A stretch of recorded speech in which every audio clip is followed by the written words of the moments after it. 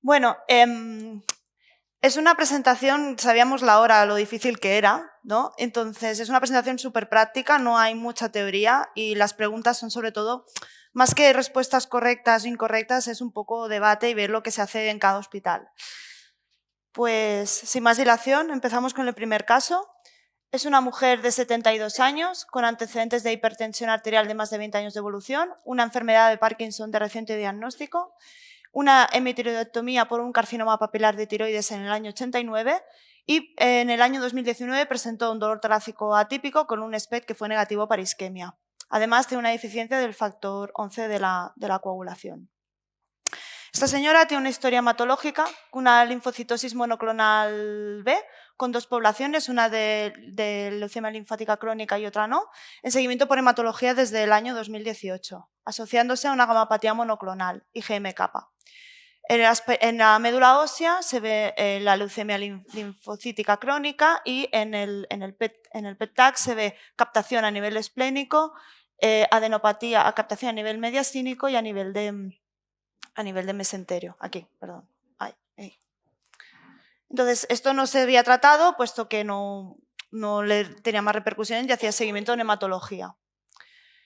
Ingresó en nefrología en el año 2020 con un cuadro clínico consistente en edemas, hipertensión arterial y fracaso renal agudo. En las analíticas destaca una creatinina de 4, la señora presenta el componente monoclonal IgM-kappa, se amplía estudio, autoinmunidad negativa, serologías hepáticas negativas, el complemento destaca un C4 bajo. Y en el análisis de orina se evidencia una micromaturia y una proteinuria en 3 gramos con un Bessel-Jones negativo.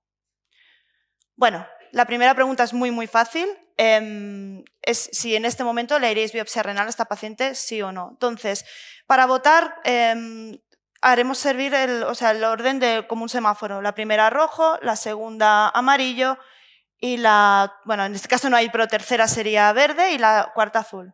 Vale. ¿Biopsiaríais sí o no?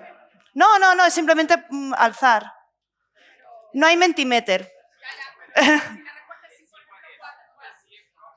Si es rojo y no es amarillo. Bueno, yo siempre espero que digáis que sí, evidentemente. Entonces, en este caso recibimos 2 buenos cilindros correspondientes en un 90% a cortical, se contabilizan hasta un total de 24 glomérulos, uno de ellos globalmente esclerosado.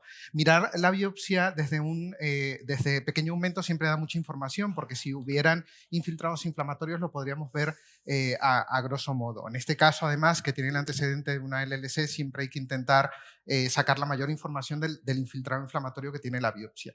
Entonces, ya desde pequeño momento llama la atención que los glomérulos pasa algo, porque son bastante grandes, rellenan mucho el espacio de Bowman y los iremos viendo de manera más detallada. Fijaros que los glomérulos desde pequeño momento llama la atención que tienen un aspecto lobulado y que algo parece que está ocupando las luces de los capilares glomerulares. Fijaros que a mayor aumento el glomérulo tiene un aspecto hipercelular, no marcadamente hipercelular, pero sí es verdad que a nivel mesangial, alejado de las zonas del hilio glomerular, hay incremento de la celularidad mesangial. Recordar que más de 4 o más células a nivel mesangial ya es patológico. También llama la atención que las luces capilares no se ven de una manera tan rápida, que están ocupadas por algo que parece proliferación endocapilar, y luego ya, aunque no es la mejor técnica, parece que las asas capilares están marcadamente engrosadas. Si seguimos viendo el cilindro, fijaros que hay zonas que están ocupadas por algún material marcadamente rojo, eosinófilo, que ya desde el punto de vista morfológico hay que hacer el diagnóstico diferencial con algo que puede ser congestión, con algún tipo de ocupación, como por ejemplo puede ser un trombo que puede estar ocupando la luz. Si valoramos el glomérulo con las diferentes técnicas, fijaros que ese material, bueno, resalta muy bien la proliferación endocapilar que ocupa las luces, es pensa de polimorfonucleares, algún eosinófilo también, y que ese material es marcadamente fucsinófilo, es decir, rojo, con la tinción de tricrómico de Mason, es PAS intensamente positivo, y luego con la tinción de plata, si nos acercamos, vemos que a veces hay que imaginarlas un poco, pero en este caso se ven bastante bien, imágenes de doble contorno, pero ya además con la tinción de plata nos demarca que el material es plata negativo, porque eso nos ayuda a hacer el diagnóstico diferencial con los diferentes depósitos o lesiones que se pueden ver a nivel del glomérulo. Con la técnica de Mason, fijaros que hay una fibrosis intersticial que no es muy llamativa. A pesar de que lo veáis muy azul, a veces el edema se puede confundir con la fibrosis y también hay que fijarse en la técnica de plata. Esta fibrosis intersticial es en torno a un 15-20%. Y luego los túbulos, fijaros que están rellenos de un material que en este caso son hematíes que se están aglomerando en el interior de los túbulos y que es concatenado con una nefropatía hematúrica, en este caso correlacionado con la clínica que presenta el paciente. A nivel vascular no había lesiones, no había vasculitis ni depósitos anómalos. Entonces, bueno, yo lo dejé remarcado porque era para el Mentimeter, pero ¿qué patrón creéis que tiene? Pues evidentemente es una glomerulonefritis membranoproliferativa, ¿vale? Recordad que la glomerulonefritis membranoproliferativa no siempre tiene por qué tener proliferación. Lo que hace que hagamos el diagnóstico es que tenga una imagen de doble contorno. Entonces, con el patrón morfológico, una glomerulonefritis membranoproliferativa, y lo que vemos son trombos. ¿Qué creéis que son? Trombos, pseudotrombos, hematíes. Pues hay que hacer el diagnóstico diferencial con todas estas estructuras. ¿Podemos plantearnos una macroangiopatía trombótica? Sí, podríamos tenerlo, aunque el contexto clínico no parece el más idóneo, para esto. Enfermedades mediadas por inmunocomplejos, recordar que nosotros cuando hacemos el diagnóstico diferencial histológico hay que incluir todas las enfermedades, aunque vosotros no lo hayáis sospechado clínicamente. Y luego, por supuesto, la crioglobulinemia en el contexto clínico que estamos pensando. Entonces, ¿cómo hacemos el diagnóstico diferencial de los trombos? ¿Qué técnicas creéis que podemos utilizar? Aquí sí ya podéis hacerlo porque no está remarcado en rojo. ¿Qué creéis? Por ejemplo, pero solo la inmunofluorescencia. Son preguntas trampa, ¿eh? Muy bien. Podemos utilizar todas las técnicas que tenemos disponibles para poder hacer el diagnóstico diferencial, ¿vale? Entonces, por ejemplo, en este caso hemos hecho un CD61. Fijaros que hay acúmulos plaquetarios. Esto quiere decir que puede ser que haya algún acúmulo plaquetario. Esto no nos va a diagnosticar completamente el trombo, porque fijaros que el material que ya veíamos con la tinción de Mason no se tiñe con la tinción de CD61. O sea, es decir, que está atrapando plaquetas, pero no está formando un trombo verdadero. Con las tinciones de inmunofluorescencia directa, pues aquí fijaros que hay un depósito granular a nivel mesangial, también a nivel de las asas capilares, y también es positivo a nivel de lo que sería la imagen del material marcadamente fucsinófilo en el interior de las asas capilares. Positivo para IgM kappa, con una clara restricción para cadenas ligeras kappa, que en este caso nos ayuda. Hay unas veces que la restricción no es tan clara. También había depósito de complemento en el mismo patrón, también en los trombos, y se hizo un C4D, si recordáis en la clínica también tenía un C4 bajo, pues vemos que marca perfectamente el depósito en el interior de los capilares. También hay que hacer rojo Congo porque no, es infrecuente, pero puede haber depósito subendotelial en el caso de la amiloidosis, y aquí el rojo Congo es claramente negativo. Con el microscopio electrónico también se puede hacer el diagnóstico diferencial porque la fibrina tiene un aspecto muy característico en la microscopía electrónica. Aquí vemos el asa capilar, una célula endotelial, los endotelios están tumefactos y vemos, esto sería un mesangio, ¿vale? Asas capilares, el área mesangial, hay depósitos mesangiales, subendoteliales, marcadamente electrondensos, que en este caso no parece que formen estructuras, pero si nos vamos a las zonas que parecían que habían trombos, fijaros que el contenido intravascular está constituido por un depósito marcadamente electrondenso que se organiza en forma de estructuras que parece que hace una osedad central, que fijaros que son de forma corta y que con el diámetro de fibra mide entre 21 y 35 nanómetros. Es decir, que estamos en presencia de tactoides. Con una inmunofluorescencia directa positiva, pues son inmunotactoides. Entonces hay que ir al diagnóstico diferencial. En este caso parece muy claro por todo el contexto clínico, ¿no? Pero siempre que estamos ante la presencia de estructuras organizadas en la microscopía electrónica, hay que hacer el diagnóstico diferencial con cada una de las cosas. Si son fibrillas, túbulos, fibras que son... entonces, nos ayuda también lo que vemos en la microscopía óptica. Si es plata positivo, pues hay cosas que pueden producirlo, como el colágeno o no nos olvidemos que es mucho más frecuente de lo que creemos, la fibrilosis diabética, pero en el caso de las platas negativas, que son estructuras que se forman por depósitos, pues están los fibras y microtúbulos, ¿vale? Todo va en relación al diámetro de fibra. Fijaros que algunos de ellos se solapan, específicamente el de la fibrilar y de la amiloidosis. Recordar que la amiloidosis es el que tiene el diámetro de fibra más delgado. Luego está la fibrilar, que también nos apoyamos en la técnica de inmunohistoquímica con el DNA-JB9, y luego están los microtúbulos. En el caso de los microtúbulos, pues hay que hacer diagnóstico diferencial entre la inmunotactoide y la crioglobulinemia. En este caso, el diámetro de fibra es concordante con una crioglobulinemia. Además, la forma y el acortamiento un poco desordenado en lo que es el pseudotrombo, pues va más hacia una crioglobulinemia. Entonces, desde el punto de vista del diagnóstico, es un patrón de glomerulonefritis membranoproliferativa con depósitos de inmunoglobulina monoclonal IgM-kappa con pseudotrombos, concordante con el diagnóstico de glomerulonefritis crioglobulinémica. Y esto simplemente en este caso ha sido muy fácil porque el depósito es bastante claro, con una clara restricción, pero algunas veces no es tan fácil, específicamente en las crioglobulinemias mixtas, donde el depósito policlonal se puede confundir en la inmunofluorescencia directa con el depósito monoclonal.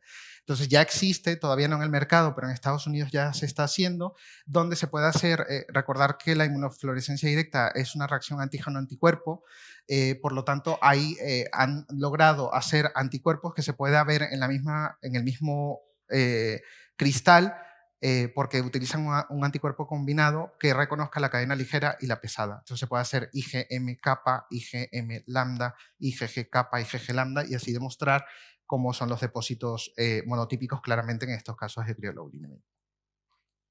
Vale. Bueno, obtuvimos este resultado, ¿no? En la biopsia renal tenemos una glomerulonefritis membranoproliferativa que más tarde salió el resultado del criocrito, que fue positivo, con un 3,5%, con lo cual estamos delante de una crioglobulinemia, ¿no? ¿Qué tipo? 1, 2, 3.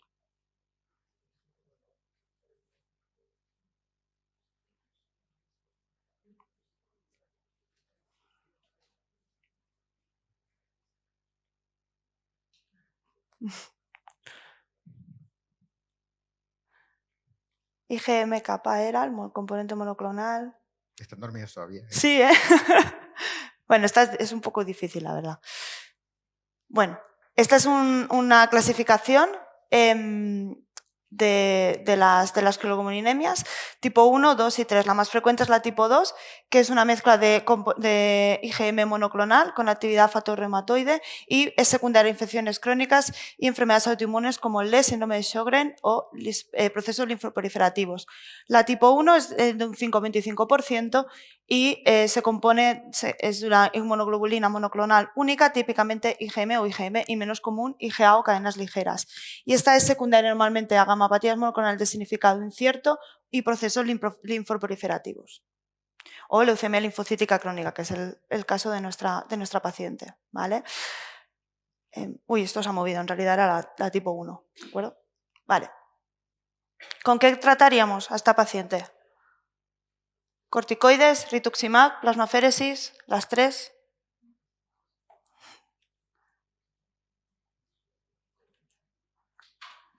Por allí azul, ¿vale? Por aquí un azul. Claro, no, la 4. Sí, vale. Bueno, bien, hay bastante consenso, parece. Bueno, esta es una gráfica de la evolución de la función renal, esta es la creatinina, entonces hicimos rituximab y corticoides, hablamos con los hematólogos y para tratar esta gamapatía monoclonal se puso rituximab, corticoides y efectivamente hicimos plasmaféresis también, hicimos las tres opciones. Hicimos un total de 7 sesiones de plasmaféresis, con lo cual la función renal mejoró, partíamos de una creatinina de 4, 1,3, el complemento se recuperó, el C4 subió el nivel, las crios se negativizaron y el componente monoclonal también. Y bueno, pues estuvimos muy contentos, dijimos, pues vamos por el buen camino. Unos cuantos meses más tarde, la señora presenta un cuadro de insuficiencia cardíaca y un empeoramiento de la insuficiencia de la creatinina con una creatinina de 3,7, positivizó el componente monoclonal IgM-kappa y volvió a aparecer el criocrito, ¿de acuerdo? Y esto requirió ingreso en el hospital. ¿Y ahora qué hacemos? ¿Aumentamos corticoides, rituximab, plasmaféresis o las tres cosas? Hicimos 2 dosis de un gramo, o sea, 2 gramos en total. Bueno, lo que dijeron los hematólogos. ¿Qué haríais? Azul, veo por aquí. Ahí veo aumento corticoides y rituximab, ¿vale? Aquí veo las 3 opciones. Bueno, hay un poco de disparidad, ya, tú dudas, ya veo, Ander. Bueno. ¿Qué hicimos con esta señora? Esto pasó unos 6 meses más tarde del primer brote. Iniciamos rituximab y corticoides. De momento hablamos con los hematólogos y en ese momento dijimos, pues volvemos a tratar con rituximab, ¿vale? Pero inicialmente ahí nos hizo plasmaféresis y la función renal mejoró con esto, pero luego empeoró y el criocrito fue otra vez de 3,5% y el componente monoclonal no se negativizó. Con lo cual aquí sí que hicimos plasmaféresis. Hicimos un total de 13 sesiones de plasmaféresis. Con esto el criocrito volvió a negativizar, pero el componente monoclonal seguía positivo aunque débil. Había bajado el nivel del componente monoclonal. ¿Qué pasó? La función renal no acaba de mejorar, 1,7, y el criocrito volvió a aumentar a 4% y el componente monoclonal seguía positivo. Volvimos a repetir plasmaféresis. Ahora hicimos un total de unas 10, no me acuerdo, pero bueno, básicamente casi unas 15-16 sesiones de plasmaféresis. Y volvimos a hablar con los hematólogos, porque esta señora lo que le está pasando es secundario a su componente monoclonal y ya había recibido 2 tandas de rituximab. Y digo, ¿y qué vamos a hacer? Porque es que lo que le está pasando en el riñón y esta señora, y la verdad es que se ponía muy mal, se ponía anasarcada cuando positivizaba el criocrito. Y hablamos con los hematólogos y dijimos, bueno, pero ¿qué vamos a hacer? Entonces, ellos dijeron que otra vez probar rituximab no, y hicieron obinutuzumab, que es un otro anti-CD20 que se utiliza de rescate, ¿no? Cuando el rituximab no funciona, entonces, o cuando hay resistencia a rituximab. Con todo ello, el criocrito se negativizó y el componente monoclonal también, ¿vale? Y a día de hoy la señora está perfecta, está con una creatinina de 1,3 y está súper bien. Nada, esto simplemente era para recordaros que el obinutuzumab es otro anti-CD20 que es como el rituximab, pero está descrito que es más efectivo, es más potente. Entonces, ¿por qué?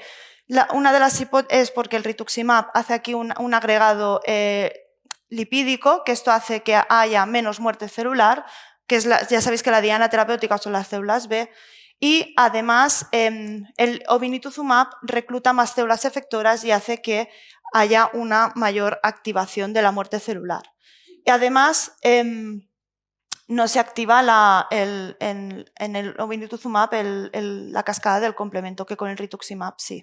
Entonces, lo que ahora está, al menos en mi hospital, y creo que se hace en la mayoría de sitios así, que en discrasias sanguíneas el obinutuzumab se deja como de segunda opción cuando el rituximab no funciona, ¿de acuerdo? Bueno, ¿alguna cosa a comentar de este caso? Que lo que decía, que es muy difícil encontrar crios positivas por todo lo que es bueno, la complejidad del procesamiento, tal, ¿no? ¿Quieres decir? Ya, sí, que hay que bajarlo en caliente. No que a pesar que lo llevas tú mismo como si fuese, no sé, la Virgen, igual sale negativo y tú... De hecho, esta paciente, no lo he comentado porque era complicarlo el caso, pero esta señora nos vino derivada a otro hospital que allí las crios fueron negativas. Es que es muy complicado. Y en nuestro hospital salieron positivas. No lo he puesto para hacerlo más fácil, pero es que, sí. Bueno, nosotros tenemos varios casos de estos y que incluso en mi hospital el electrónico tarda 6 meses o más. Entonces tienes que como tratar a ciegas y lo ves claro. De todas maneras, con esa biopsia, con pseudotrombos, aunque no tengas el electrónico, hay que sugerirlo. Sí. Pero la sospecha ahí podría ser la inmunotactoide versus la crio, que tú puedes... La inmunotactoide con pseudotrombos son casos anecdóticos, bastante anecdóticos. Y bueno, y si tienes, supongo que el factor reumatoide era Los hay, muy ¿eh? alto, entonces ya tirabas por Pasa que no lo he allí, puesto, ¿no? pero sí. Ya, pero sí, interesante. Iba a decir. Es una duda pequeñita solo. El CD61 Es un marcador plaquetario. Plaquetario, pero no de trombo. Es que esto no me quedó muy claro. Los trombos son fibrinoplaquetarios, ¿vale? Todos los trombos son una mezcla de fibrina y plaquetas. Por eso asumes que cuando hay una tinción de CD61 en las imágenes que estás viendo hay que correlacionarlo. Por recordar que en este caso también se aglomeraban porque en conjunto con el material del pseudotrombo se están agregando plaquetas, pero no es el mecanismo inicial que lo está produciendo. ¿Vale? Pero se asume en una biopsia normal que si tiene CD61 es que haya agregado fibrinoplaquetarios. ¿Vale? Muy bien. ¿Alguna cosa más? Muy bien. Pues seguimos con el segundo caso. Este es un varón de 73 años, sin alergias, caucásico, no es fumador ni otros hábitos tóxicos. La historia oncológica de este señor empieza con un dolor óseo en marzo del 2017. Se realiza un estudio, se hace un TAC de tórax que se diagnostica de un nódulo pulmonar en el lóbulo superior izquierdo y una adenopatía iliar. Se hace un estudio de extensión, una gammagrafía ósea y hay una hipercaptación en L1, L3, que probablemente sea el dolor óseo que tenía, le venía de aquí. Y se realiza un PET-TAC que tiene un nódulo hipermetabólico infrailiar izquierdo y en el lóbulo inferior izquierdo. Tiene una metástasis a nivel vertebral y las adenopatías iliares izquierdas bilaterales. Se hace una PAF ósea de la lesión vertebral, que es diagnóstica para un adenocarcinoma, pero sin material para la determinación molecular. Con todo esto, para llegar a un diagnóstico, tener un diagnóstico histológico preciso, se hace una tumorectomía del nódulo pulmonar izquierdo y se hace la biopsia pulmonar y una biopsia de la pleura. Con todo esto, se llega al diagnóstico de un adenocarcinoma pulmonar T3, T4, N3M1, un estadio 4B. El estudio molecular se evidencia que tiene una mutación del BRAF, por lo que se inicia tratamiento con dafrazenib y trametinib, que es la diana terapéutica del BRAF. Esta es la evolución de la función renal del paciente. Aquí se inicia el tratamiento con el inhibidor del BRAF y del MEK y al cabo de unos meses hace una alteración de las transaminasas, por lo cual se suspende el tratamiento oncoespecífico y se inicia un tratamiento con cortisona, que se asumió que podía ser secundario al tratamiento oncoespecífico. Unas semanas más tarde, cuando las transaminasas mejoraron, se reintrodujo el tratamiento con dafrazenib, sin el trametinib, solo el inhibidor del BRAF. Al cabo de unos meses, el paciente presenta un cuadro de desorientación e inestabilidad, pero aquello no se le dio más importancia y ya está. Se suspendió temporalmente el tratamiento y luego se volvió a reiniciar dafrazenib a dosis más bajas. Como veis, aquí empezó a dosis de 150, aquí se reintrodujo a 100 y aquí ya a 50. Y aquí se volvió a reintroducir el inhibidor del MEK, porque normalmente se pone la terapia combinada. Aquí hace un cuadro de artritis y senovitis, que también hizo una tanda cortita de cortisona, porque también se asumió que era secundario al tratamiento oncoespecífico, pero aquí no se paró el tratamiento. Y unas semanas más tarde el paciente ingresó en nefrología con un deterioro de la función renal. La analítica que se vio, aparte de la creatinina de 4,3, se vio una eosinofilia, la autoinmunidad, la inmunología fue negativa, serologías negativas, y en la orina 24 horas tenía una proteinuria que no llegaba a 1 gramo y un sedimento urinario con un poquito de leucocituria. La ecografía renal, no habían hallazgos que sugiriesen otra causa obstructiva del fracaso renal. ¿Cuál sería el siguiente paso? Biopsia renal, inicio del tratamiento corticoideo o stop del tratamiento oncoespecífico. Por allí veo rojo, ¿vale? 2, 3, ¿vale? Rojo. Rojo, rojo. Vale. Muy bien. Básicamente biopsia, ¿no? Bueno, lo primero que hay que hacer es parar el tratamiento, yo creo. Primero pararos el tratamiento y luego biopsia renal. Pero ¿haríais primero biopsia renal o iniciaríais tratamiento corticoideo antes de la biopsia?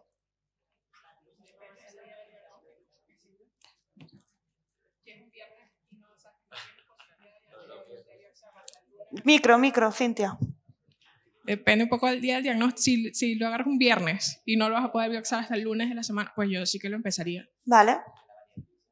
Depende de cuándo se pudiera hacer la biopsia, si se retrasara en el tiempo. Vale. Vale, ¿y qué dosis de corticoides le pondríais? ¿Bolus de 500 o miligramo kilo? Miligramo kilo, ¿vale? Es que es lioso lo de los colores, es que... Bolus, vale. ¿Los dos? ¿Allí?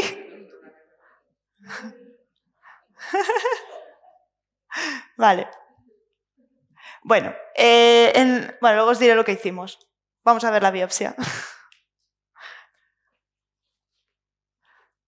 Bueno, aquí vemos un cilindro renal que corresponde en su totalidad cortical. Se contabilizaron 21 glomérulos, uno de ellos esclerosados. Como veis, es una biopsia que, a pesar del artefacto de corte, vemos que desde lejos llama la atención que hay una alteración de la arquitectura, predominantemente porque parece que desde pequeño aumento está expandido el intersticio. Si nos vamos acercando, vemos que claramente pasa algo a nivel intersticial, ¿no? Parece que está ampliado con algo de inflamación y separación de túbulos que probablemente sea edema. Si nos centramos inicialmente en el compartimento glomerular, veamos que los glomérulos, yo creo que quizás hay una leve expansión del mesangio. Si un patólogo dice que hay expansión en la matriz mesangial, es como que no hay nada. Hay que decir algo en el glomérulo, pues tiene un poquito de expansión de la matriz mesangial. No hay hipercelularidad, las luces parecen permeables y con las técnicas de histoquímica no parece que, además de la expansión de la matriz mesangial, no parece que ocurra nada más ni a nivel de las asas capilares ni con las diferentes técnicas. En este caso he puesto la plata para que veáis que el intersticio es expandido, pero es a expensas de edema. No parece que haya nada de fibrosis porque la fibrosis con la tinción de plata se tiñe de negro, o sea que veríamos todo negro en el intersticio. Y cuando nos vamos acercando vemos que hay un infiltrado inflamatorio, que desde pequeño aumento parece que hay algún polimorfo nuclear como esto. Luego os hago un repaso del tipo de células que se pueden ver en el intersticio. Y hay algo de dilatación de túbulos, que esto siempre desde el punto de vista morfológico obliga a pensar en algo de un componente de necrosis tubular aguda asociado. Y veis que hay imágenes de tubulitis, hay inflamación que se está introduciendo en el interior del epitelio tubular. Lo vemos también aquí arriba. Y luego hay imágenes como esta. ¿Alguien se atreve a decir qué imagen es esto? Si se atreven, ¿eh? Si os atrevéis. ¿Os atrevéis?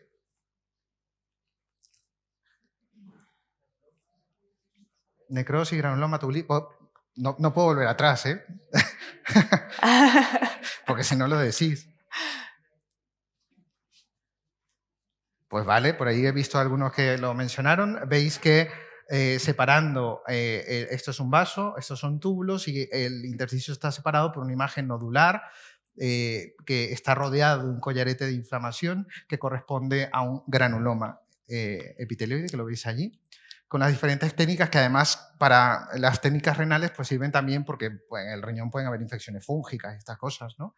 Entonces vemos que no hay ninguna estructura que nos sugiera algún componente microbiológico y vemos muy bien en este caso, porque habitualmente se suelen ver, difícil ver, más que para los patólogos que no están acostumbrados a ver riñón, los granulomas en el riñón son mucho más pequeños y se pueden confundir con túbulos. A nivel vascular no había ningún tipo de lesión reconocible. El estudio de inmunofluorescencia directa fue negativo y el diagnóstico histológico fue de una nefritis tubulointersticial aguda granulomatosa. Entonces, en el caso de una nefritis tubulointersticial aguda granulomatosa, ¿qué diagnóstico diferencial debemos plantearnos o plantearle a vosotros? ¿Qué diríais? Pues todas. Efectivamente, cualquiera de estas entidades pueden producir nefritis intersticiales granulomatosas. Nosotros de rutina hacemos el Ziehl-Neelsen, pero yo os digo que histológicamente así tenga un granuloma necrotizante, en menos de un 5% de los casos aparece el Ziehl-Neelsen positivo. O sea que un Ziehl-Neelsen positivo en histología no descarta que tenga una infección por micobacterias. Y hay que hacer el diagnóstico diferencial con enfermedades autoinmunes, fármacos, etcétera, etcétera. Entonces, que hay que tener en cuenta las nefritis intersticiales desde el punto de vista de la histología.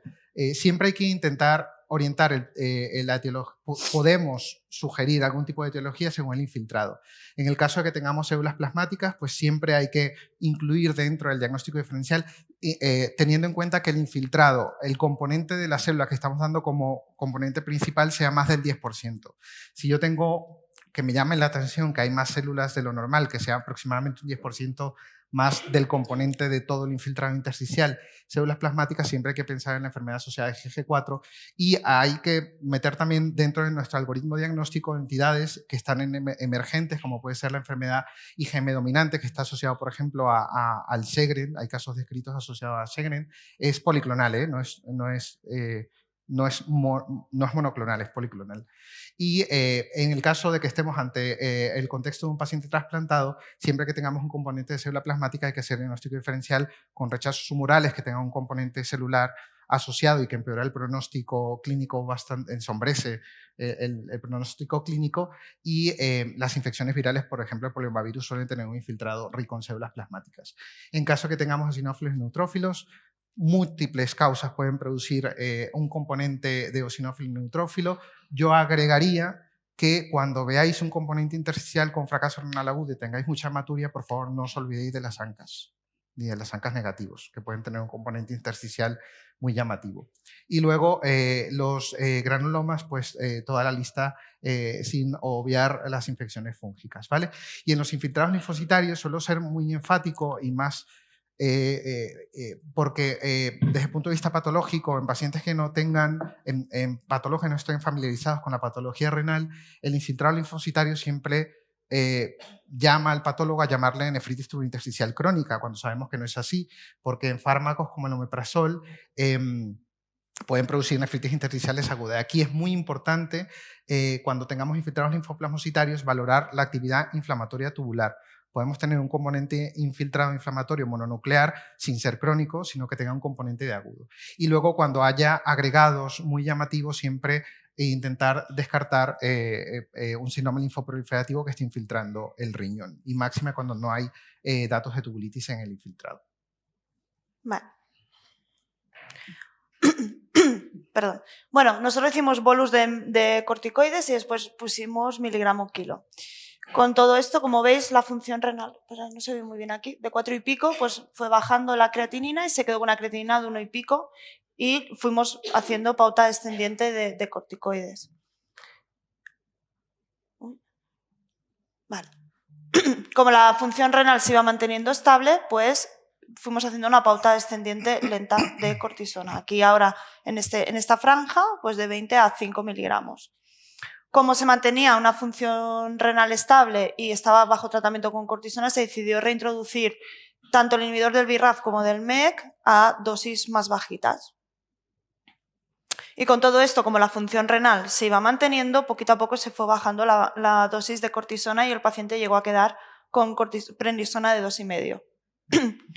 Aquí, como veis, hace un empeoramiento de la función renal con una creatinina de 3 y pico y se ingresa en nefrología. ¿Qué hacemos? Aumentamos corticoides, biopsia renal, porque ha empeorado la función renal, o paramos el tratamiento otra vez.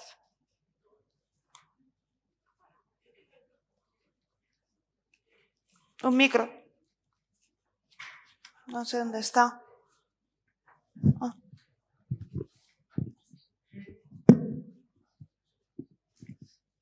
Bueno, es con respecto al manejo inicial del paciente, ¿no?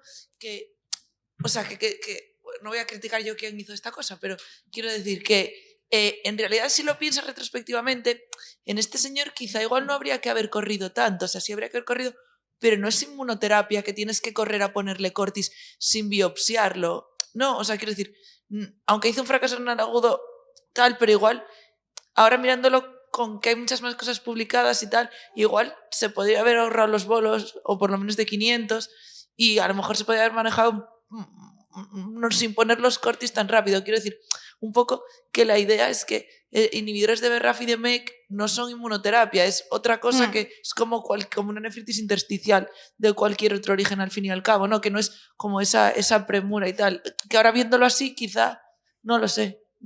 Bueno, tampoco hay tanta literatura como para decir algo claro, ¿no? Pero, bueno, y esto además pasó en el 2019, ¿eh? O sea que... Pero Que había menos. que igual los bolos Claro. los podía ver, no sé. O sea, Yo sí que se los hubiera puesto, aparte, depende un poco de la creatinina, lo siento, Clara, te quiero mucho, pero realmente, si este señor de una creatina de 0,9 te pasa una creatina de 2, yo no le pongo unos bolos. Era 4 y pico. Pero si la creatina te pasa de 4 y pico, un señor que está con neoplasia, con tratamiento, con tal de que no me entre a una sala de diálisis, vamos, yo le pongo los bolus, no tengo duda, y tampoco me espero porque... ¿Por qué no? Si no corres, llegas tarde. Eso es el único artículo, pero que no es en esto, que nos ha demostrado que lo que vale la pena si los pones es corriendo, es retirar la medicación. Es el artículo de la Gemma Fernández en la NIA, que lo que te dice es el paciente que te va a responder es el que tú no te lo piensas y vas rápido a retirar la medicación y a poner los esteroides. Yo no tengo duda y hubiera empezado pronto, vamos. Yo creo que tomamos la decisión juntas. Lo que quería decir yo con esto es que jolín, que no es inmunoterapia, que no es el mismo... Sí, pero que no es lo mismo, es lo que quería decir. O sea... ¿Pero qué de malo le vas a hacer por ponerle bolus? Ya lo sé, ¿no? Ya. Si este señor te viene con plaquetopenia y con que te parece que te haya hecho una microangiopatía trombótica, pues igual estás en otro jardín, pero no era el caso. No sé, pero haberle regado un poco, haberle puesto un poco de suero, no lo sé. No, yo creo que se hizo bien, ¿eh? Bueno. Vale, bueno. ¿Qué haríais? Perdón. Por si acaso. Estaba con 2,5 de cortisona. Y la CREA es de 2, casi 3 y pico. Y había mejorado a 1 con algo. Sí, ahí lo está, sí. ¿El perfil de la disfunción renal era el mismo? O sea, ¿seguía solamente con disfunción renal y leucocituria o había cambiado algo? ¿Había aumentado la proteinuria? ¿Había Más o menos hematuria? igual. Era igual. Vale, allí las 2 primeras, ¿no? No, la 1 y la 3. Vale, sí, es que es lioso, ya. Vale, bueno, en aquel momento... bueno, vale, aumentamos los cortis, aquí estáis de acuerdo. ¿Qué le poníais? ¿Bolus, miligramo kilo, medio miligramo kilo? Vale. ¿Bolus, Pepa? ¿Le ponemos bolus? No, ¿verdad? Vale. En este momento, como hay que contextualizarlo, esto ya tiene un tiempo este caso y habían probado función renal, no sabíamos bien por qué, en realidad se hizo una segunda biopsia renal, ¿vale? Que era lo mismo, nefritis tubulointersticial aguda granulomatosa. La biopsia es prácticamente calcada, fue a la primera. Bueno, lo que hicimos, se aumentó la cortisona, ¿vale? A miligramo kilo, luego se hizo una pauta descendiente rápida, ¿vale? Aquí de 30 pasó a 15 miligramos en este periodo de tiempo y la función renal fue mejorando, pero ya no llegó evidentemente a sus basales previas, se quedó con una creatinina de prácticamente 2. Aquí hizo una neumonía COVID, porque esto ya era en pandemia, esto es agosto del año 2020, hizo una neumonía COVID el señor y evidentemente se paró el tratamiento oncoespecífico, que esto no lo he dicho, y aquí cuando se recuperó de la neumonía COVID y como la función renal se mantenía más o menos estable, se reinició el tratamiento, ¿vale? Se fue bajando la cortisona en todos estos meses y aquí el señor se le diagnosticó de un carcinoma escamoso urotelial, que se lo tuvo que hacer nefroterectomía derecha, ¿vale? Por lo cual, con todo este diagnóstico, se paró el tratamiento previo, recibió radioterapia y al cabo de unos meses, como no se estaba tratando de su neoplasia pulmonar, progresó. Hizo una recidiva local con implantes peritoneales, una trombosis de la vena cava inferior, de aspecto tumoral e implantes en la pared abdominal. Con lo cual, aquí sí que empezó el paciente inmunoterapia con pembrolizumab. Y se aumentó aquí la cortisona yo creo que es un poco por decir, bueno, como se va a poner inmunoterapia y el señor ya había hecho nefritis intersticial, pues un poco para proteger a la función renal. Aquí recibe radioterapia, pero pese a ello, el paciente presentó una mala evolución clínica, pese al inicio de inmunoterapia con progresión de la enfermedad oncológica, se inició el seguimiento por PADES, se paró el pembrolizumab a principios de abril del 21 y finalmente el paciente fue exitus el 22 de abril. ¿Vale? Esto era simplemente para, no sé si conocíais estos fármacos, los inhibidores del BRAF y del MEK. Esta es donde más se han utilizado, donde se empezaron a utilizar es en el carcinoma, en el melanoma. Y esto actúan en la cascada de la proliferación celular. Entonces, el MEK y el BRAF están aquí y en los melanomas, en los cánceres de tipo melanoma, esta vía está hiperactivada, con lo cual hay una hiperproliferación celular. ¿Vale? Entonces, los inhibidores del BRAF, la diana terapéutica es aquí y los del MEK aquí, en el MEK, en esta vía. Entonces, normalmente se hace el uso combinado porque se ha visto que es más efectivo. Está descrito fracasos renales agudos, no hay mucha literatura, pero hay una serie de casos que hacen pacientes que están en tratamiento con estos fármacos que hacen fracaso renal agudo. Y un predictor del episodio de fracaso renal agudo, un factor de riesgo es que el paciente haya hecho enfermedad hepática previa. Recordaros que nuestro paciente hizo una alteración de las transaminasas meses antes. ¿Vale? Y básicamente en los fracasos renales, en esta serie, solo hay 1 o 2 biopsiados y lo que se ve es una nefritis intersticial aguda. ¿Vale? Entonces, ¿qué recomendaciones en los pacientes que están bajo este tratamiento? Monitorización de la creatinina, electrolitos, eosinofilia y proteinuria, estrecha durante el primer mes y posteriormente mensual, y si no hay alteraciones al tercer mes, y luego ya trimestral. Realizar biopsia renal siempre que sea posible y en caso de fracaso renal agudo, AKIN 1, en principio buscar otras causas y no retirar el fármaco, y AKIN 2 y 3 derivar a nefro, retirar el fármaco, biopsia renal, tratamiento dirigido y reintroducción si se recupera la función renal. ¿Vale? Bueno, vamos a otro caso que también va relacionado con inmunoterapia. No sé si tenéis alguna cosa a comentar. Vale. Una pregunta. A lo mejor este paciente no tenía otras opciones terapéuticas, pero teniendo en cuenta que ha tenido 3 recaídas, ¿no deberíamos habernos planteado suspender el tratamiento y buscar otros quimioterápicos o adelantar la inmunoterapia antes? Esto se valoró con oncología, entonces esto es, bueno, relación beneficio-riesgo. Yo creo que como tenía la mutación del BRAF, probablemente era mejor que hiciera ese tratamiento. Luego además se diagnosticó de la otra neo y ya fue como, bueno, desastre. Vale, pues si os parece, no dará tiempo a todos los casos que teníamos preparados, pero bueno. Caso clínico 3. Una mujer de 54 años, sin alergias, caucásica, no fumadora ni otros hábitos tóxicos, hipertensa en tratamiento con losartán. La historia oncológica de esta paciente, se hace una mamografía de control y se halla un nódulo en la mama de 2 por 1,5 centímetros. Se hace una ecografía donde se evidencia este nódulo con un BRAF patológico y una adenopatía axilar ipsilateral. Se hace un estudio de extensión que es negativo y la anatomía patológica, la anatomía patológica confirma que es un adenocarcinoma de mama triple negativo, ¿vale? T1, N1, M0. Entonces la señora es tributaria de entrar a un ensayo clínico, el GEPAR-12, que consiste en, antes de la intervención quirúrgica, iniciar carbotaxol semanal, entonces randomizar a los pacientes a que reciban atezolizumab versus placebo, ¿vale? Esto previo a la intervención. Atezolizumab es un anti-PD-L1, ¿de acuerdo? Entonces esta señora tiene una función renal, esto es la creatinina, tiene una función renal perfecta. Aquí empieza el tratamiento con carbotaxol, la quimioterapia, y bueno, en ese momento no sabíamos, ¿no?, si era más o menos atezolizumab, y la señora hace un fracaso renal agudo que requirió ingreso en nefrología. Entonces la señora explica un cuadro clínico de febrícula de una semana de evolución, astenia y anorexia. Había recibido la segunda dosis de la vacuna de SARS-CoV-2 24 horas antes.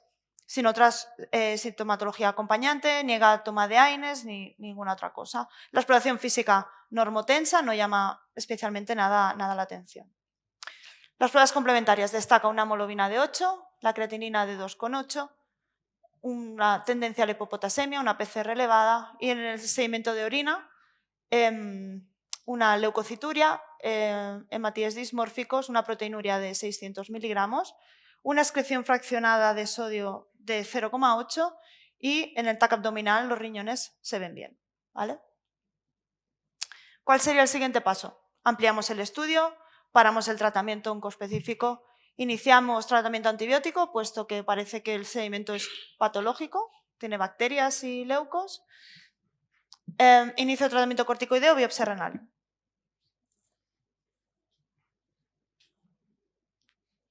A ver, por orden, ¿no? Vale, hay un amarillo por ahí. Bien. Ay, perdón, no había esto en rojo. Hay uno de 3. Hay uno de 3 ahí, vale. Y uno de 2 también, por allí. Vale. Bueno, pues pusimos sueroterapia porque también tiene una excreción fraccionada de sodio bajita, ¿no? Y pusimos antibiótico inicialmente. Ampliamos el estudio, que fue negativo, el estudio autoinmunitario, y se paró el tratamiento oncoespecífico, ¿no? Vale, paso a paso. Pero con todo esto, shit, la creatinina sigue en 3. Inicio de tratamiento corticoideo, biopsia renal. Estaba bien ya la infección.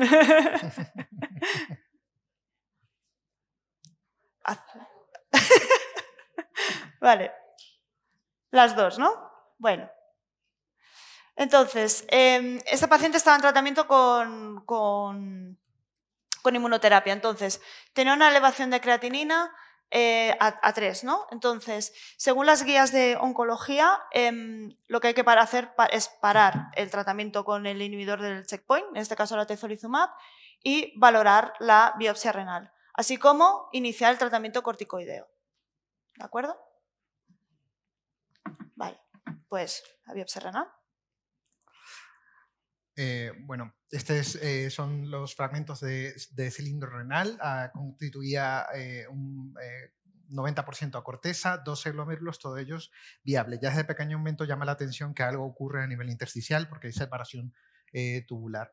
Si nos centramos inicialmente, fijaros que el túbulo intersticio está afectado por un infiltrado inflamatorio. Si nos centramos inicialmente en el compartimento glomerular, pues tienen un aspecto morfológico convencional, una leve expansión de la matriz mesangial, pero sin incremento de la celularidad, las luces capilares están permeables y no hay tampoco nada que nos llame la atención que sugieran depósitos. A nivel del intersticio, fijaros que está ampliado, probablemente a expensas de edema, además del infiltrado inflamatorio, y este infiltrado inflamatorio es difuso, afecta aproximadamente un 50-60% del parénquima que tenemos en la biopsia, que está constituido predominantemente por linfocitos de pequeño tamaño. Y fijaros que hay este infiltrado predominantemente linfocitario con algún eosinófilo como estos que vemos aquí, algún polimorfo nuclear también por aquí. Y tenemos sigue habiendo el infiltrado inflamatorio con imágenes, ¿no?, de afectación tubular. Aquí vemos un eosinófilo, por ejemplo este que tenemos aquí. Y además de eso, ¿a qué corresponde lo que tenemos en la foto? ¿Volvemos? Ya, no mucho más. He ido recreándome antes, porque había varias que lo tenían. ¿Qué creéis que tiene? Tubulitis, perfectamente, ¿vale? Yo estaba pensando en los colores, no creáis que... que no es fácil, yo me lío también. No es fácil. Entonces veis que además del infiltrado hay un xenófilo y hay frecuentes imágenes de tubulitis, que ya lo veíamos en las fotos anteriores. Aquí tenéis el PAS que remarca muy bien la membrana basal y este infiltrado linfocitario que está afectando al epitelio tubular. Entonces el estudio de inmunofluorescencia directa fue negativo y con el diagnóstico morfológico estamos en el seno de una nefritis tubulointersticial aguda. ¿Qué daño intersticial está descrito en la nefritis asociada a inhibidores del checkpoint?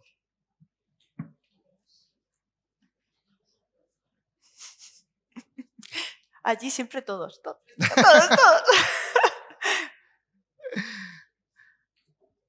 Bueno, la verdad es que a pesar de que se utiliza bastante, no hay tantas series de casos publicados que contengan biopsia, ¿vale? Hay descrito de todo. Lo que sí es verdad que hay un porcentaje que aproximadamente un cuarto de los pacientes presentan nefritis intersticial aguda granulomatosa, ¿vale?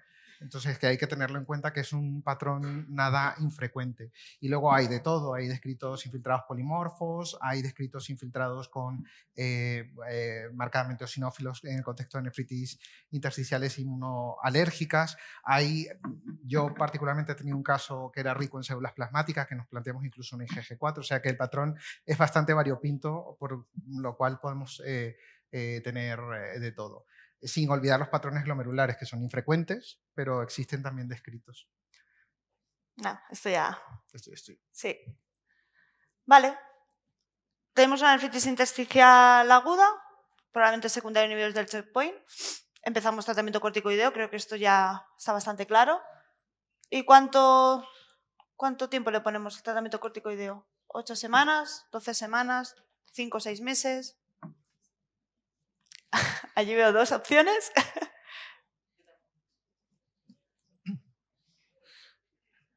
Vale, bueno.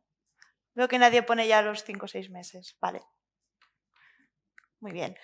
Este es un trabajo que tuvimos la oportunidad de participar. Es un estudio multicéntrico de nefritis intersticiales secundarias a inhibidores del checkpoint, en el cual se comparó terapia de tratamiento corticoideo en menos de 30 días y más de 30 días, y con lo cual se vio que se comparó, es un estudio retrospectivo, y se comparó estas 2 tandas de corticoides y no se vieron diferencias en cuanto al pronóstico, ¿vale? Entonces, parece que es seguro. De hecho, si hacemos una terapia más corta, exponemos menos a los pacientes a los efectos secundarios con la cortisona, con lo cual la gente ya cada vez, ¿no? Todas las guías y tal tienen tendencia ya a hacer pautas de corticoides más cortas, ¿vale?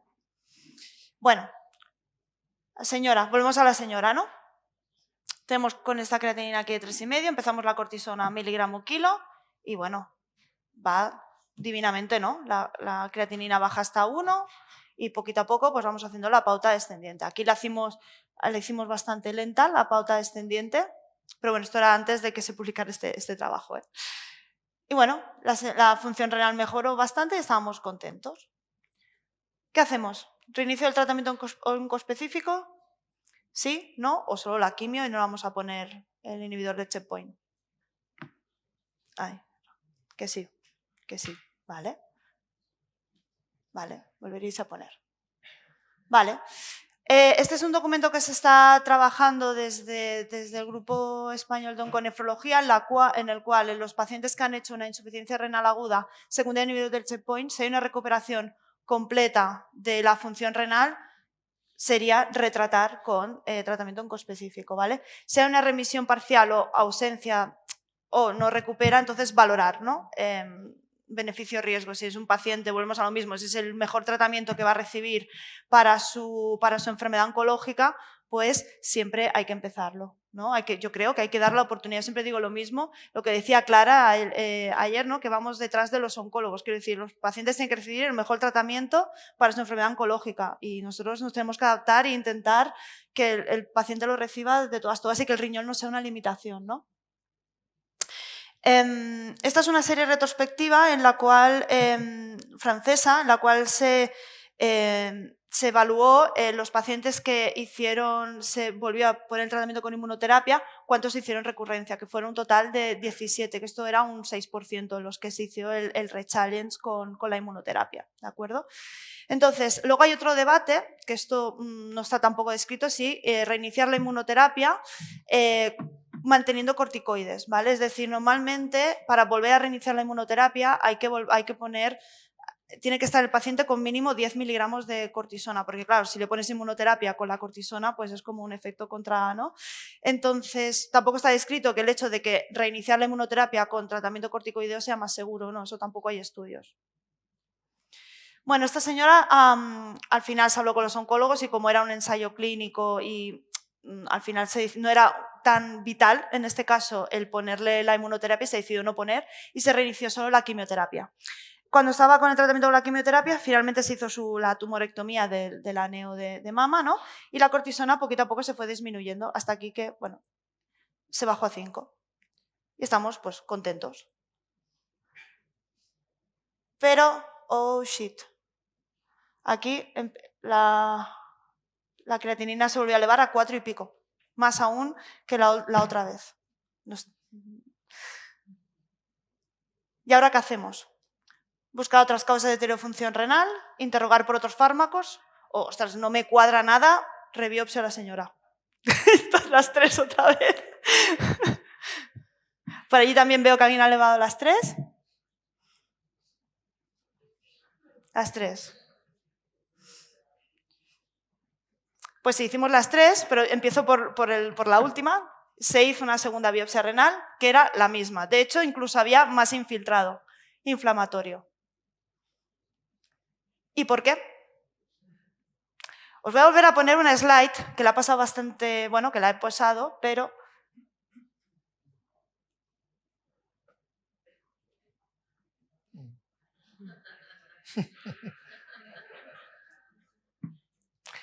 Esta señora iba con un IBP.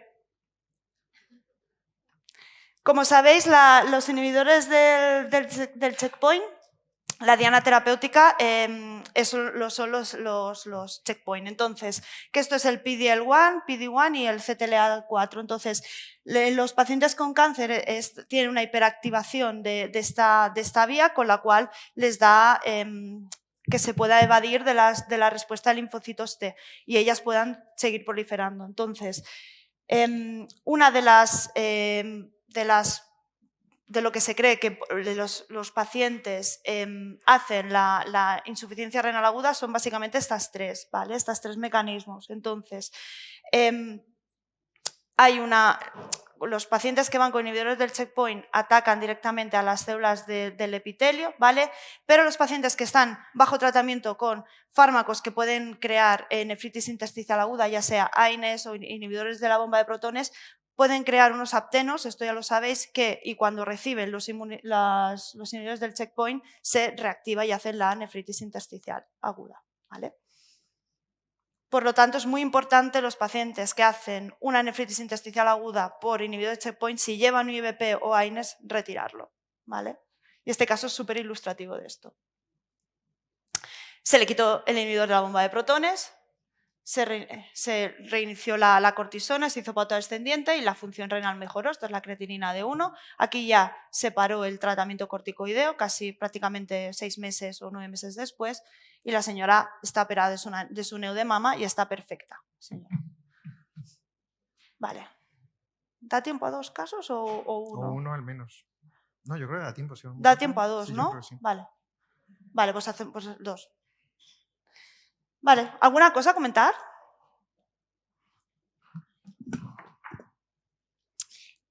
Yo he tenido casos, por lo menos en mi hospital algunas veces los oncólogos, cuando ven que el paciente está con un inhibidor del checkpoint y hacen un deterioro de función renal, ha habido alguno que ya directamente le ha iniciado tratamiento con esteroide. Entonces a nosotros cuando nos llegan y al final vemos que tiene el deterioro de función renal y lo biopsiamos, no vemos el infiltrado ese porque puede estar enmascarado por el tratamiento esteroideo. Entonces yo de hecho tengo un paciente así en el que me dice la patóloga, mira, no veo nada infiltrado, veo una necrosis tubular aguda que también se han visto con inhibidores checkpoint. Entonces en estos casos, ¿qué hacemos? Asumimos que ha podido ver... Yo mis oncólogos hacían eso, ¿eh? Ellos trataban con los... Y luego te lo comentaban. Y digo, jolín, pues me lo he comentado antes, ¿no? Que yo lo biopsio y tal. Entonces yo, si han empezado tratamiento corticoide, la función renal ha mejorado, no biopsio, porque digo, me pasa eso. Entonces asumo que ha podido hacer esto y luego si vuelve a deteriorar la función renal, no le aumentéis los cortis, comentarlo y lo biopsiamos, porque la biopsia no es solo diagnóstica, lo que decíamos ayer, también es pronóstica, ¿no? Ves también la fibrosis y tal, pero si ya está mejorando la función renal, yo creo que la rentabilidad en estos casos, dudosa. Claro, lo que pasa es que el paciente fue deteriorando más la función renal, entonces por eso lo biopsiamos. Claro. Y la patóloga nos dijo, veo una necrosis tubular aguda, no veo nada más. Y no vio una NIC, a lo mejor a veces es una nefritis intersticial crónica, que puede ser porque hayan recibido muchos inhibidores. No lo informó así, entonces dijimos, bueno... Y entonces que hicisteis pauta descendiente de cortis rapidísimamente y ya está, ¿no? Efectivamente, eso es lo que hemos hecho, pero... ¿Lo ves? Pues este paciente se podría mejor haber ahorrado una tanda de cortis, a lo mejor. ¿Y mejoró luego o no? Se ha quedado por ahora igual, ¿eh? Tengo que seguir viéndolo, pero... Muy bien. Vale. Ahora ya no será inmunoterapia de mías, ya os lo he abierto. Así que ya cerramos Venga, cambiamos de escenario. Mujer de 60 años, sin alergias conocidas, caucásica, es fumadora, bueno, y no es consumo enólico ocasional, con antecedentes hipertensa en tratamiento, dislipémica, una diabetes tipo 2 en tratamiento con antidiabéticos e insulina y una insuficiencia aórtica de causa reumática que estaba pendiente de primera visita en la consulta de valvulopatías de nuestro centro y tenía la ecocardio que se veía la insuficiencia aórtica moderada, grado 3-4 degenerativa, con una disfunción diastólica, grado 1.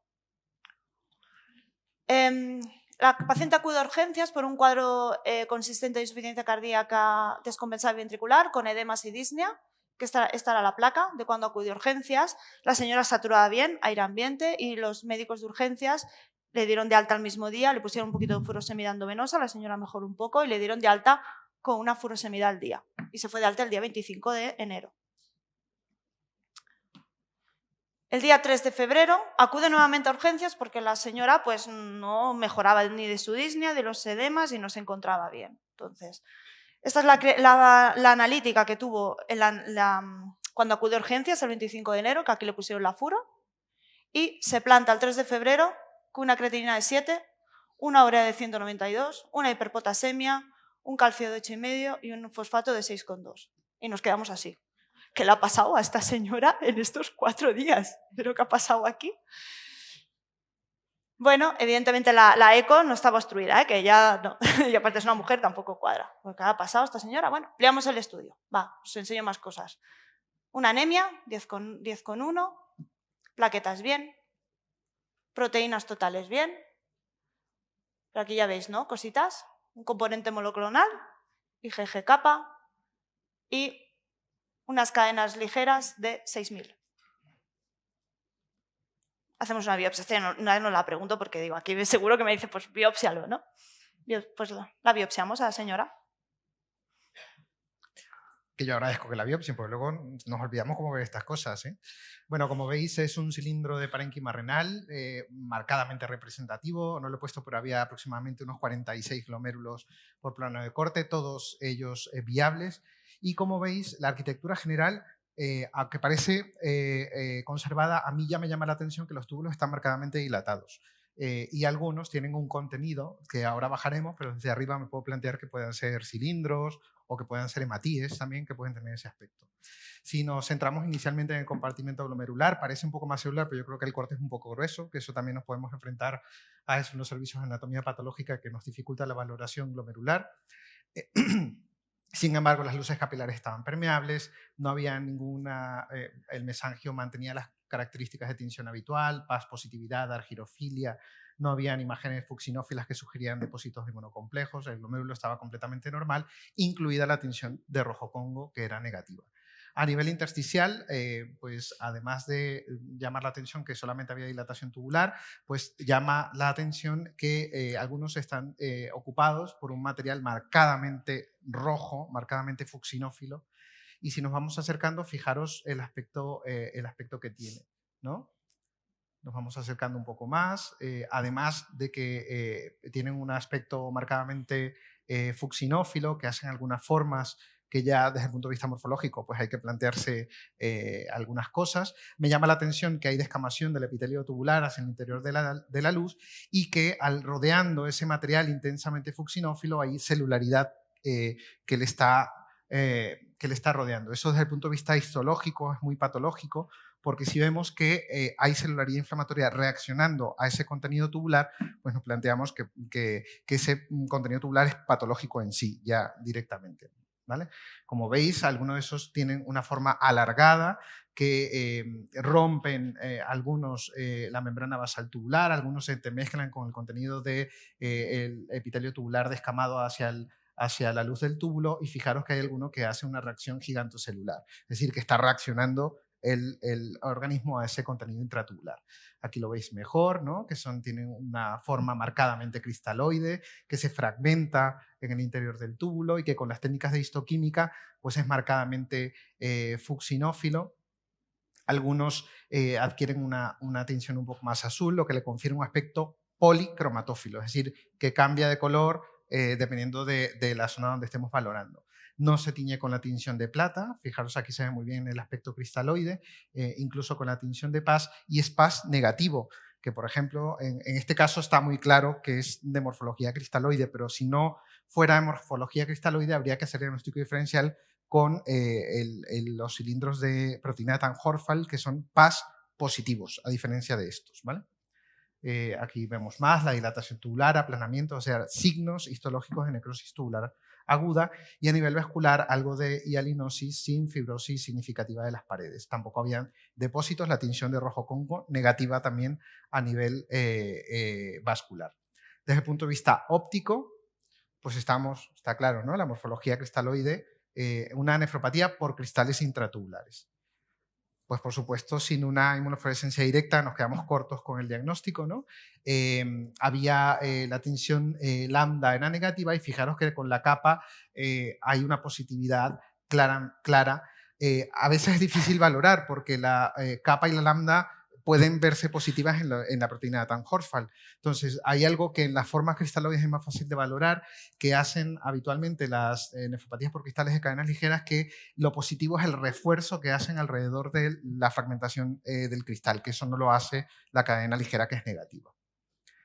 A este se le hizo microscopía electrónica, aunque si no lo hacemos no pasa nada. El glomérulo no tenía ninguna alteración y se ve perfectamente el aspecto cristaloide fragmentado, alargado en forma de aguja en el interior de los túbulos, entremezclado con los restos celulares de la necrosis tubular aguda. Entonces, pues lo podemos definir como nefropatía por cristales intratubulares de cadenas ligeras capa. ¿Qué otros parámetros histológicos os servirían desde el punto de vista clínico que yo os informara?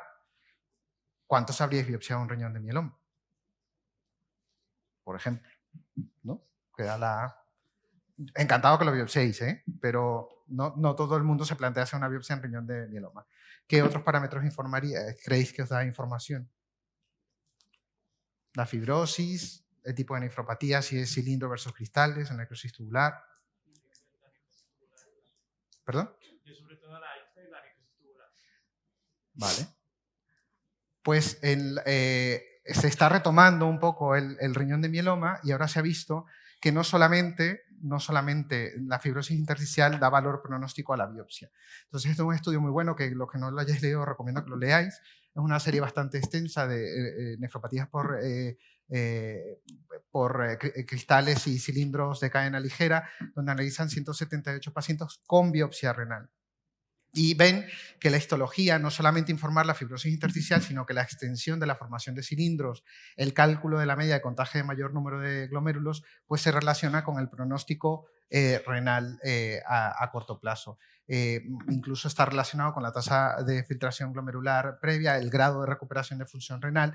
Es decir, que además de decir el tipo, pues nos habéis puesto a contar ahora la cantidad de cristales que hay por milímetro cuadrado. Tampoco es muy difícil, porque un milímetro cuadrado son 3 campos de gran aumento, y en 4 milímetros cuadrados ya tenemos la biopsia renal, los tamaños habitual de biopsia renal que tenemos, ¿vale?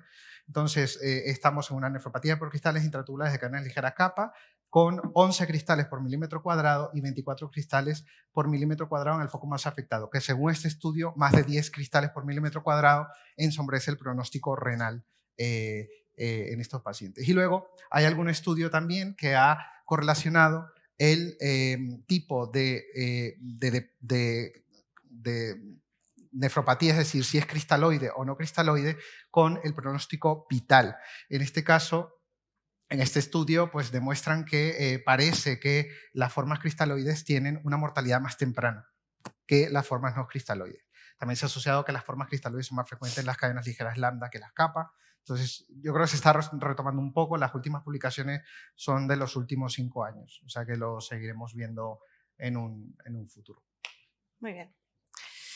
Pues con este diagnóstico llegamos a la puerta de nuestros compañeros hematólogos, que le hacen un aspirado y Bueno, en concordancia a esto, pues evidencian un 23% de infiltración de células plasmáticas, con lo cual estamos delante, ¿no?, de un mieloma múltiple IgG-kappa, y ellos inician el tratamiento con dexametasona, daratumumab y bortizomib.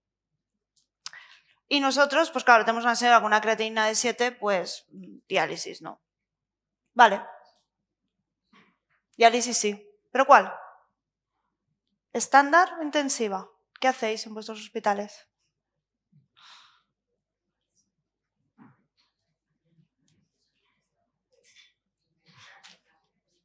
Sí, de filtro de cadenas, etcétera, etcétera. Es que no en todos los sitios se hace, por eso solo he visto 2 cartulinas. Ahí, vale. ¿Vosotros estándar? Vale. Vale. Bueno, recientemente se ha publicado este estudio multicéntrico en el cual se incluyeron 25 pacientes de una corte multicéntrica española con mieloma múltiple de cadenas ligeras con requerimiento de diálisis. Entonces, se comparó un grupo que se hizo hemodiálisis intensiva con el filtro de PMMA o el HFR y se comparó con un grupo de hemodiálisis estándar. Entonces, lo que se vio, aunque se evidenció, es que había un mayor porcentaje, o sea que las cadenas ligeras se limpiaban antes, bueno, se extraían antes o se negativizaban antes en el grupo de hemodiálisis intensiva, y aquí se evidenció en el grupo de hemodiálisis intensiva que un 76,5 pacientes estaban libres de diálisis a los 6 meses, frente a un 12,5% en el grupo que recibió diálisis estándar. Es cierto que es un estudio, ¿no?, retrospectivo, una corte pequeña, pero bueno, esto yo creo que ya indica que puede ayudar a mejorar los resultados en nuestros pacientes, el hecho de usar diálisis intensiva.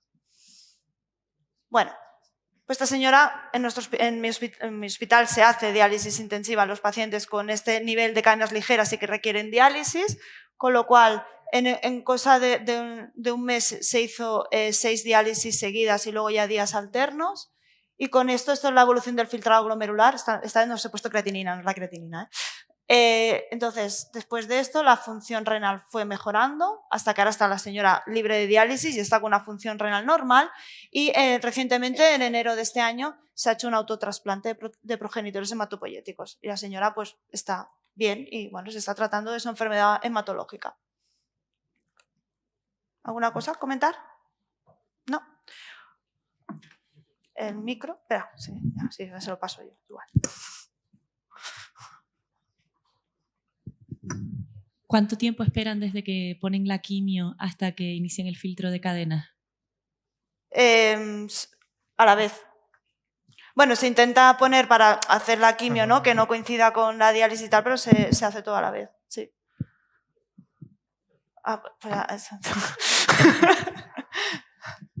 ¿Hacéis alguna vez esta terapia a pacientes que no necesitan diálisis?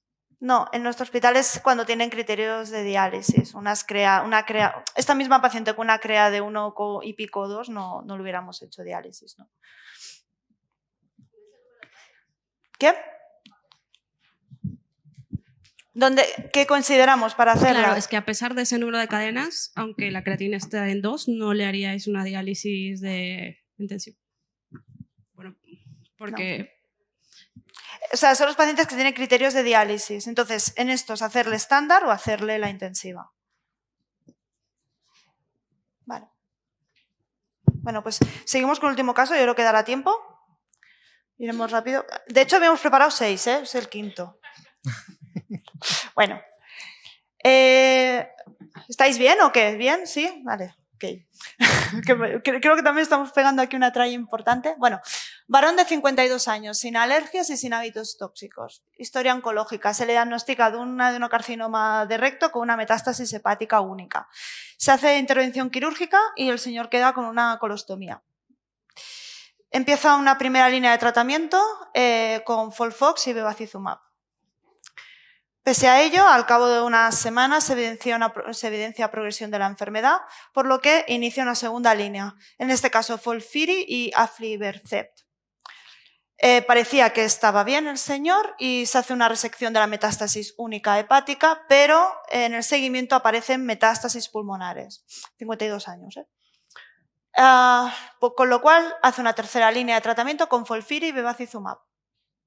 Pese a ello, el señor no va bien y progresa la enfermedad. Cuarta línea de tratamiento, esta vez se vuelve a hacer Folfox, esta vez sin el anti-VEGF, pero aún así, progresión pulmonar.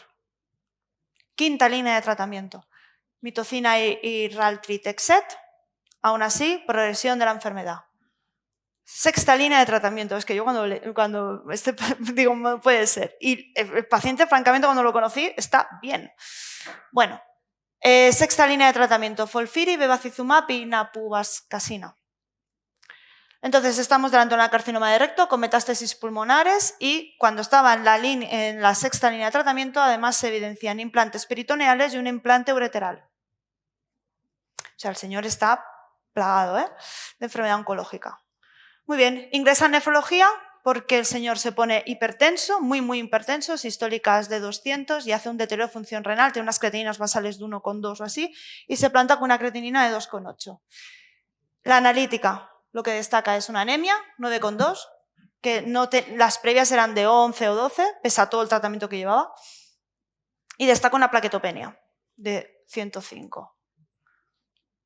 Unas proteínas creatininas en orina, una proteinúria de 6 gramos, una LDH de 500, una ANS13 normal y una tolobina de menos de 0,01. Ya veis por dónde van los tiros, ¿no? Pero no todo es tan fácil. Los pacientes oncológicos tienen muchas cosas. Se hace una eco renal, ¿os acordáis que os he dicho que viene implante ureteral? Dilatación del riñón izquierdo. Aumento de la dilatación pericalicial izquierda con pelvis renal de hasta 27 milímetros y el uréter proximal hasta 20 milímetros. Tenemos una macriangiopatía trombótica, esto yo creo que ya os he ido llevando por ahí, secundaria, ¿vale? Alaneo o los anti-VEGF, lo que llevaba, ¿vale? Y una obstrucción de la vía urinaria. Siguiente paso, derivamos la vía urinaria, tratamos directamente con eculizumab, biopsia renal o todas a la vez. Por ahí veo rojo, código rojo, ¿vale? Rojo por ahí también. Bueno, vale. Nosotros los obstruidos ni los biopsiamos ni nada, hay que desobstruirlos. Muy bien, eso hicimos nosotros también. La creatinina empezó una creatinina de 2,8, empeoró hasta 3,5 y dijimos, bueno, al final hablando con los urólogos, sí, pues nefrostomía. Muy bien. Pero pesada de nefrostomía, la creatinina se quedó ahí, de 3. Y eso ya no, bueno, pues si está pues ahora quizás sí, ¿no? Le hacemos una biopsia a ver qué hay. Bueno, aquí estos son los cilindros. Aquí veis un gran componente de medular y el resto correspondía a corteza, que era un 60%. Se contabilizaron 14 glomérulos, uno de ellos esclerosado. Fijaros que desde pequeño aumento el parénquima aparece muy bien conservado, no parece gran alteración de la estructura. Si vamos al compartimento glomerular, aquí pues llama la atención que los glomérulos quizás están un poco hipertróficos, rellenan mucho el espacio de Bowman y algunos me llama la atención que hay focos de hipercelularidad. Aquí parece que hay hipercelularidad endocapilar, hay algo de hipercelularidad mesangial y fijaros este aspecto tan llamativo que tienen la microscopía óptica con la hematoxilina y eosina. Hay unas luces que están ocluidas en algunas zonas donde no las veo bien. En el mesangio aparecen zonas marcadamente eosinófilas un poco más pálidas de lo habitual, que en el contexto clínico hay que pensar ya en alguna cosa. Y luego me llama mucho la atención que solo con la hematoxilina, que es una técnica con la cual no se ven habitualmente, se ve una imagen de doble contorno, como esta que vemos allí, ¿vale?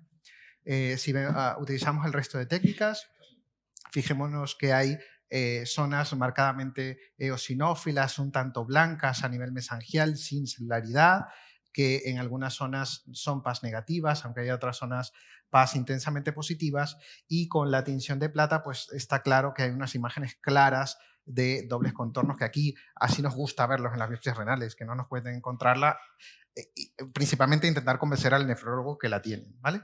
Y con la tinción de Mason pues vemos la misma imagen, imágenes clarísimas de dobles contornos. Y ahora en esta imagen, ¿qué creéis que tiene? La has pasado rápido, ¿eh? Ya.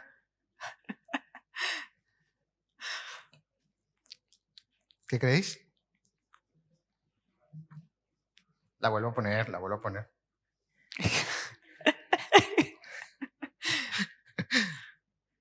¿Alguien dice algo más? Es que veo mucho rojo, por eso lo he vuelto a poner. Pues muy bien, hay una imagen muy clara de un microaneurisma en un extremo. De hecho, este glomérulo está puesto a posta porque es el que no tiene mesangiolisis. Creo que era el único que no tenía mesangiolisis de toda la biopsia. Entonces, había algún glomérulo también que llamaba la atención, que había una imagen clarísima de un trombo. A esto no le hago técnicas. A esto un CD61 no me crea dudas, ¿vale? Que incluso rompe alguna asa capilar, marcadamente fucsinófilo con la tensión de Mason y prácticamente sin nada de fibrosis intersticial, ¿vale? Aquí tenemos otro glomérulo donde hay unas claras imágenes, ¿no?, de aclaramiento de la área mesangial y prácticamente no hay alteración vascular, un poquito de engrosamiento, pero sin presencia de trombos visibles ni presencia de hematíes en la pared vascular. Con la inmunofluorescencia directa fueron negativas, a excepción de fibrinógeno en el seno de una trombo intravascular. Y con la microscopía electrónica, pues fijaros lo que veíamos con la microscopía óptica. Lo que llama la atención es un marcado ensanchamiento. Os oriento primero, esto es un área mesangial, ¿vale? Visto muy de cerca, metiendo la cabeza en el mesangio, y aquí estaría un área mesangial y esta sería una asa capilar con otra asa capilar. Aquí están los podocitos con los pedicelos, la luz marcadamente ocluida, con una marcada expansión de la lámina rara interna a través de edema, y fijaros que quedan atrapados los hematíes en el seno de la ampliación de la lámina rara interna. Es edema por lo que se está produciendo este doble contorno. En las áreas menos densas a nivel mesangial, estas zonas claras que corresponden a zonas de mesangiolisis en la microscopía electrónica. Y justo en la microscopía electrónica también pillamos un aneurisma, que aquí vemos el acúmulo de hematíes en el interior de la asa capilar que estaría por aquí, y este es el mesangio, ¿vale? Entonces, ¿qué diríais? ¿Aguda, crónica, vascular, glomerular? ¿Qué opción pensáis? El doble contorno crea problemas, ¿no? ¿Pero qué pasa si os digo crónica?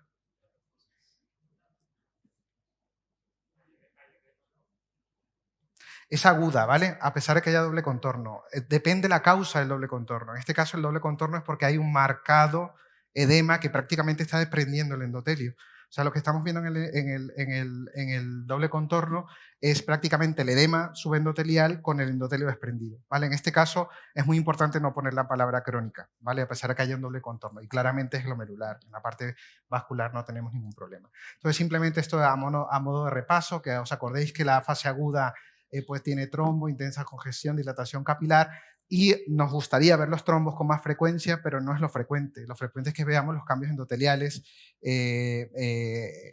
o la separación y el edema subendotelial antes que la presencia de trombos, como hemos visto en este caso.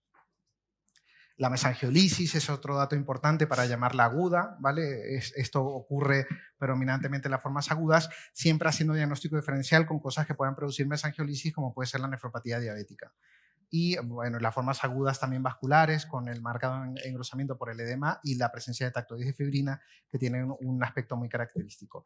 Y la fase crónica o evolucionada puede tener lesiones de esclerosis focal y segmentaria, y las lesiones de doble contorno son porque hay multilaminación de la membrana basal o porque hay interposición de la célula mesangial hacia el interior de la asa capilar, no porque haya edema, ¿vale? Aunque puede estar acompañado de edema. Pero si vemos edema, es muy importante no llamarlo crónico. Las tinciones de inmunistoquímica pueden ayudar, el CD61 en los casos que tengamos dudas para demostrar los agregados fibrinoplaquetarios principalmente.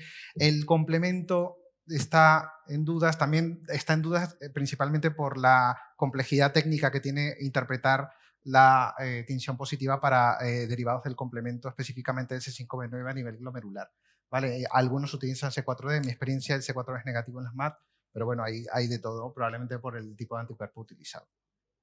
Vale. Vale, microangiopatía trombótica, ¿no? Aguda, secundaria a... Una pregunta, un segundo. Ay, perdón, hola. Sí. ¿Dónde lo veo? Perdón. Que hicisteis la biopsia sobre el riñón que tenía la nefrostomía puesta a la vez. El otro. Y fuisteis al derecho. Vale, no, por saber. Sí. Vale.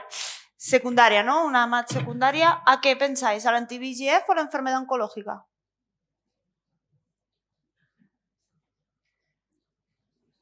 porque sexta línea de tratamiento había recibido bastante tralla, ¿no? Los anti-VEGF, pero la enfermedad oncológica está en progresión. De hecho, nunca ha dejado de estar en progresión.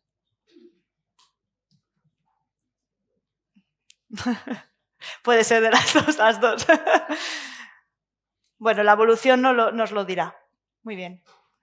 ¿Qué haríamos? Eculizumab, plasmaféresis. También no sé lo que disponéis en vuestros hospitales. Eculizumab. Vale. Muy bien. Esta es una propuesta, ¿no? del tratamiento del subsecundario, la MAT secundaria. Entonces, eliminar la causa y si quitando la causa más de 7 días, pues tratar con eculizumab de 4 a 8 semanas. ¿Vale? Pues sí, eso hicimos nosotros también. Ya os lo adelanto. Hicimos 4 dosis de eculizumab, aquí está la evolución de la creatinina, llegó un pico hasta 3,5, le pusimos 4 dosis, las primeras 4 dosis de inducción, digamos, semanales, y la creatinina bajó, hasta aquí, hasta 1,72. La tensión se controló, las plaquetas subieron, y gracias a que es sexta línea de tratamiento, pero es un señor joven y puede utilizar, bueno, la última ya medicación que puede recibir a nivel oncológico es esta de uso compasivo, que la recibirá gracias a que le ha mejorado la función renal y con ello probablemente la supervivencia será de algunos meses más, pero bueno. ¿Vale? Bueno, el caso clínico 6 ya no da tiempo. Nada, creo, bueno, yo personalmente, tú también supongo también agradecer, ¿no? La invitación a dar este taller, que nos lo hemos pasado muy bien, la verdad. Sí. Y nada, y muchas gracias. Muchas gracias.